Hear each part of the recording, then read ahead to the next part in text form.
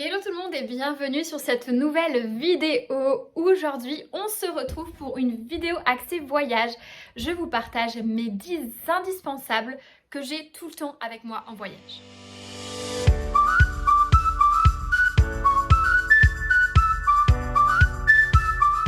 Indispensable numéro 1, le truc que j'ai tout le temps avec moi, que je parte en week-end ou en grand voyage, c'est un guide. Et perso, je suis une adepte du guide vert. C'est pas sponsorisé, je ne fais pas leur pub, mais vraiment j'adore le guide vert, c'est ce que j'achète le plus souvent. Chacun son truc, il y en a qui préfèrent le Routard, le Lonely Planet, etc. Moi j'aime beaucoup parce que notamment il y a des adresses qui me correspondent bien pour les restos, les bars, des trucs comme ça. C'est vrai que j'aime bien manger et Michelin il trouve aussi des bons restos bien sympas. Les explications sont top. Donc il y a format plutôt week-end, assez petit, et il y a format plus gros, plus détaillé, version long voyage entre guillemets. Et c'est vrai que ça pèse un petit peu dans la valise, mais ça vaut carrément le coup parce que déjà il y a pas mal d'explications, donc c'est cool hein, de comprendre un petit peu l'endroit où on est, la culture, l'histoire, etc. Aussi gros gain de temps, il y a un itinéraire. Alors j'aime bien organiser mes voyages, mais pas forcément me prendre trop la tête avant de partir non plus. L'avantage avec le guide vert, bon, vous me direz dans beaucoup de guides c'est proposé aussi, il y a des itinéraires qui sont suggérés, donc vraiment on peut partir sans se prendre la tête. À partir du moment où on a son guide, on a vraiment toutes les infos pour se débrouiller sur place et voilà, voir son voyage déjà organisé. Donc voilà, ça c'est mon indispensable numéro 1. Si vous voyez ma bibliothèque, franchement j'ai une collection de guides verts, c'est indécent. Genre, chez moi c'est la FNAC en fait. J'ai vraiment beaucoup de guides, dès que je pars j'en prends un. Et vraiment je suis convaincue et je peux que vous recommander de mettre ça dans vos valises. Indispensable numéro 2, c'est un truc que j'ai pris l'habitude de préparer. En vérité, vous savez quoi, c'est mes parents, c'est mon père qui a l'habitude de préparer ça. Mais il me l'a transmis et en vrai, il a raison, c'est quand même bien pratique. On espère ne jamais avoir à s'en servir, mais c'est plus en cas de souci, c'est bien utile de l'avoir. Je vais arrêter avec ce suspense et vous dire ce que c'est. C'est donc un papier, tout bêtement, je me fais un papier imprimé avec toutes les infos de l'ambassade de France dans le pays où je suis, donc l'adresse et numéro de téléphone si jamais j'ai besoin de les appeler. Et les infos liées à ma carte bancaire, donc numéro de carte bancaire et numéro à appeler si jamais je me la fais voler. Donc je fais ça pour toutes les cartes bancaires que je peux amener. Par exemple, si je pars avec mon copain, je mettrai aussi pour sa carte bancaire pour que vraiment si on se fait voler quelque chose, notre sac ou un truc comme ça, clairement ça fait jamais plaisir en voyage et c'est absolument pas le but. Mais il faut savoir rebondir dans ces cas de figure là, donc voilà, c'est vraiment noter toutes ces infos là. En revanche, on est d'accord que c'est un papier super précieux à bien ranger dans ses affaires, à ne pas laisser traîner et à mettre au coffre quand vous avez la possibilité à l'hôtel. Dans la même logique, je ne pars jamais en voyage sans une photocopie de passeport parce que j'essaye au maximum de le laisser au coffre de l'hôtel. Pareil, si je me fais voler mon sac ou un truc comme ça et que je me fais voler mon passeport, mais alors catastrophe. Vous avouez que c'est un truc qui ne m'est jamais arrivé et je touche du bois parce que vraiment, je pense que c'est un truc ça pourrit bien les vacances. Donc pour minimiser le risque, je laisse au max mon passeport dans le coffre de l'hôtel et j'ai à la place sur moi une photocopie de passeport. Pour être tout à fait transparente, il y a une fois où ça m'a un petit peu posé souci de ne pas avoir mon passeport sur moi et d'avoir juste une photocopie. C'est quand j'étais au Maroc en avril dernier parce que je me suis faite arrêter par la police. Enfin, ils m'ont mis sur le bas-côté pour excès de vitesse. Je sais pas trop d'où ça sortait, mais bon. Et ils ont demandé à voir mes papiers. Et évidemment, le mec a chipoté parce que j'avais pas mon passeport. Je lui explique que c'était au coffre de l'hôtel et que moi, on m'avait toujours recommandé de pas l'avoir sur moi en cas de vol ou n'importe quoi. Il cherchait à discuter, mais bon, je pense que ce qui l'intéressait, c'était pas vraiment de voir mon passeport, c'était plus de me chercher des noises, on va dire. Donc c'est la seule fois. Après, voilà, on a discuté et ça s'est très bien passé au final. Mais sinon, vraiment, à part cette fois-là, je n'ai eu que des recommandations qui m'ont dit mettez votre passeport au coffre en sécurité, photocopie de passeport sur vous, c'est très bien. Indispensable numéro 4, un pèse-bagages. Franchement, j'ai toute ma vie jusqu'à présent galéré à évaluer le poids de mes bagages comme ça au feeling avant d'aller à l'aéroport et de peser à l'arrache en me disant j'espère que ça passe. J'ai décidé d'investir, ça y est, dans un vrai pèse-bagages. Le truc m'a coûté 15 balles.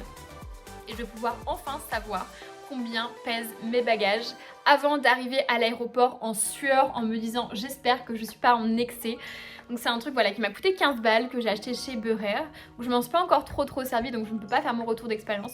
J'ai eu que des bons échos et vraiment ne faites pas comme moi, ne galérez pas à essayer d'évaluer vite fait bien fait combien pèse votre bagage. Achetez un pèse-bagage, vraiment c'est la solution. Indispensable numéro 5, avoir une carte offline. Vraiment, c'est un truc que je recommande quand on va dans un pays étranger. Bon, bien sûr, hein, c'est pas forcément pour la France que je recommande ça, mais quand on va dans un pays étranger, déjà, on n'a pas toujours internet selon notre carte SIM. On n'a surtout pas toujours du réseau selon les endroits où on est. Moi, il y a des endroits au Mexique, j'avais très bien Free, mon réseau fonctionnait super bien dans les grandes villes. Par contre, dès qu'on était dans des plus petits villages, des trucs un peu dans la jungle, etc., bah, bien évidemment, comme on peut s'y attendre, le réseau n'est pas au top. Et si on a besoin de trouver son chemin, on peut être parfois bien embêté. Et c'est pas forcément des pays où on a envie de se perdre dans toutes les ruelles et dans tous les recoins. Donc une carte offline à télécharger en amont. Et c'est d'autant plus important si jamais vous prenez la voiture pour avoir un GPS fonctionnel, même s'il n'y a plus de réseau là où vous êtes. Vraiment, c'est... Enfin, pour moi, c'est aussi une manière de me rassurer et de déstresser en me disant j'ai pas à me stresser de me dire j'espère que ça va fonctionner. Je sais que j'ai toujours un plan B avec moi, avec ma carte offline téléchargée. Oui, du coup, juste pour info, je sais qu'il y a beaucoup d'applis qui proposent ça. Donc, moi, ce que j'utilise perso, c'est Sigic. Je trouve ça très bien. Pour le moment, ça a été très fiable. Donc voilà, je peux vous recommander ça. Maintenant, je sais qu'il y a énormément d'applis qui proposent ça également. Indispensable numéro 6. J'ai toujours avec moi en voyage de porte-monnaie. En fait, souvent en voyage, on est amené à tirer pas mal de cash au distributeur à billets d'un seul coup pour limiter les frais, les commissions et puis parce qu'on n'a pas toujours accès à un distributeur à billets. Du coup, on va tirer d'un seul coup un certain montant. On a l'impression d'avoir le pactole dans la main, genre c'est super impressionnant le tête-billet. Et on n'a pas forcément envie que ça se voit à chaque fois qu'on sort le porte-monnaie. Du coup, je me fais un porte-monnaie avec le pactole et un porte-monnaie plus décent, j'ai envie de dire, où je peux le sortir dans les commerces ou des trucs comme ça et je donne pas l'impression d'être un porte-monnaie ambulant quoi. C'est une tactique qui est également très utile pour négocier dans les pays où on négocie pour les achats. C'est sûr que si vous sortez le gros porte-monnaie avec plein de billets dedans, ça va être compliqué de bien négocier.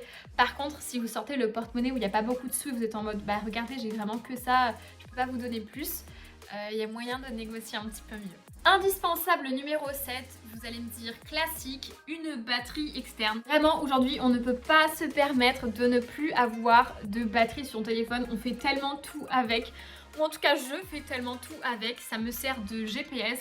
Donc rien que ça, genre si j'ai pas mon GPS avec mon sens d'orientation, c'est vraiment pas possible, je rentre jamais chez moi en fait.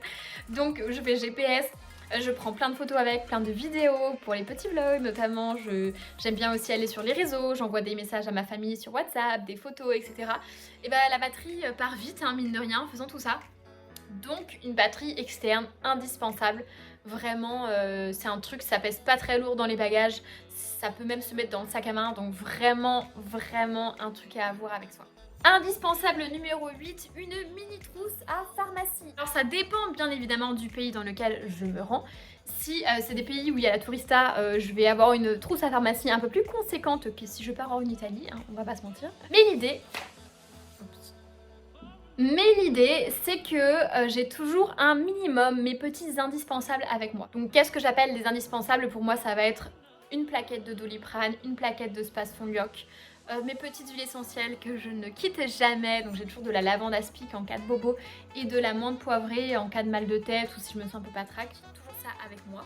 J'ai aussi souvent avec moi un petit baume du tigre. Ça c'est vraiment trop bien si on a des douleurs dans le dos par exemple à force d'avoir trop marché dans la journée, ou si on s'est pris un coup ou n'importe quoi, un peu de baume du tigre, ça fait des miracles. Et dernier truc que j'ai avec moi, alors je me rappelle pas de la marque, là tout de suite je l'écrirai en bas, mais j'ai toujours avec moi en voyage une plaquette d'huile, enfin des gélules à base d'huile essentielle, vraiment pour rebooster le système immunitaire, comme ça si je me sens pas très bien mais que je sais pas exactement à quoi c'est dû, le truc est hyper générique et permet juste de donner un coup de boost aux défenses immunitaires. Indispensable numéro 9, avoir des boules qui yes et un masque de nuit. Franchement, il y a des hôtels, c'est pas du luxe. Selon les pays, selon avec qui vous voyagez aussi, ça peut dépendre des gens, je ne juge pas. Mais selon les pays, on n'a pas forcément les mêmes critères de volets, notamment je pense beaucoup aux volets. Il y a des pays où franchement il n'y a quasi pas de volets et je peux vous dire que pour avoir fait l'Islande en été avec le soleil qui se lève à 3 h du matin et qu'il n'y a pas de volets et il n'y a que des petits rideaux, on est content d'avoir un masque de nuit. Et même chose pour les boules qui est, ça c'est un truc, ça prend pas de place, ça pèse 2 grammes et ça peut rendre bien service si jamais on est près de l'autoroute ou si jamais il y a un train qui passe pas loin ou si on est en auberge jeunesse, il y en a toujours un qui ronfle dans la pièce, hein, je sais, il est toujours là celui-là. Donc dans ces cas-là, les boules qui est peuvent vraiment vous sauver la vie.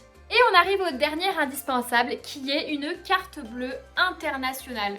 Parce que les commissions, centime par centime, euro par euro, à la fin du voyage, on est d'accord que ça fait mal au popotin, donc on prend une carte bancaire internationale. Pas besoin de prendre la carte Black, Gold Trotter, Elite, machin. Il y a des trucs très simples, très basiques, qui fonctionnent très très bien. Moi je suis chez Boursorama, pareil je ne fais pas leur pub, mais je suis chez eux, la carte est gratuite. Simplement si je m'en sers pas, pendant un mois j'ai des ajustes, j'ai envie de dire normal. Et la carte ne m'a rien coûté et elle a une commission réduite au minimum à l'étranger. Selon les pays, j'ai même 0 commission. Parfois Visa, attention, passe par-dessus, il prend 2% de commission. C'était le cas en Turquie. Donc il faut lire un petit peu entre les lignes quand on parle de cartes gratuites à l'international. Mais quand même globalement, ça minimise les frais grandement déjà de ne pas avoir une base fixe. Donc cherchez vraiment une carte bleue à l'international. Quand on voyage, franchement, ça change carrément la donne. Et d'autant plus que, comme je disais juste avant, ça permet de limiter le cash qu'on tire. Moi, je sais que c'est un truc que j'aime pas forcément me balader avec énormément de cash sur moi. Surtout quand je voyage seule et que je suis une femme, a fortiori. Bon, même pour les hommes, c'est le même problème. Mais pouvoir payer en carte bleue facilement, c'est quand même une épine dans le pied en moins, quoi. Et voilà pour ces 10 indispensables dans ma valise. Donc là c'est vraiment des trucs hyper génériques, hein. J'ai ça avec moi pour tous mes voyages. Que ce soit un week-end en Italie, que ce soit mes 3 mois au Mexique, que ce soit 3 semaines en Inde. Peu importe, ça c'est vraiment des trucs que j'ai toujours avec moi en voyage et qui me rendent bien service. Donc j'espère que ça te sera utile, j'espère que tu pourras t'inspirer un petit peu de ces incontournables. Après prends ce que tu veux prendre, hein. Il y a peut-être des trucs que tu vas dire bon moi c'est pas très utile ou je vois pas pourquoi est-ce qu'elle fait ça, il n'y a pas de souci, hein. Prends vraiment ce qui t'intéresse, en tout cas je te partage mon expérience en espérant que ça te soit bénéfique et ça puisse t'aider, te rendre service dans de prochains voyages. Et voilà, c'est tout pour aujourd'hui, je pense que j'ai fait le tour. Je suis même sûre que j'ai fait le tour. Je te remercie beaucoup d'avoir regardé la vidéo jusqu'au bout. N'hésite pas à mettre un petit like si jamais la vidéo t'a plu, si tu as trouvé ça intéressant. C'est toujours cool de se sentir soutenu et franchement ça aide de fou, mais alors de fou, à avoir de la visibilité sur YouTube. Tu ne te rends même pas compte à quel point ça aide.